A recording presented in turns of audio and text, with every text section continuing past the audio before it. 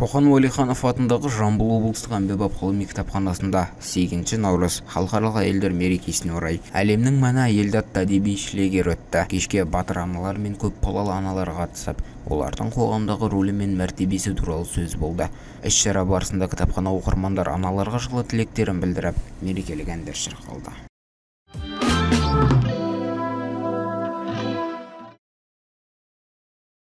Нұрғиса Тілендиевтің 100 жылдығына орай елімізде және шетелдерде еске алу кештері өтті. 2023 жылы Әзербайжанда Түрксой ұйымының мәдениет министрлігінің 40-шы отырысында 2025 жыл Нұрғиса Тілендиевтің 100 жылдығына орай еске алу жылы деп жарияланды. Қазақстан мен шетелдерге композитордың шығармашылығына арналған түрлі іс-шаралар ұйымдастырылуда. Түркияның Анкара қаласында Түрксой ұйымы аясында еске алу жылының ашылу салтанаты өтіп, оның шығармалары орындалып, көрме мен қысқа метражды фильм көрсетілді. Сондай-ақ Қазақстан Республикасы ұлттық кітапханасында да еске алу кеші ұйымдастырылды.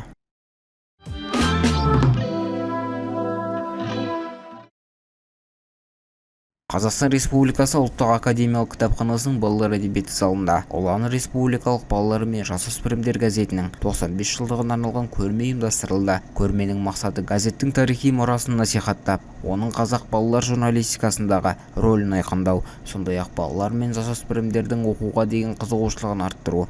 1929 жылы алғаш рет жарық көрген газет бүгінгі таңда балалардың білімге деген құштарлығын арттырып, ұлттық құндылықтарды сіңіруге үлкен үлес қосып келеді.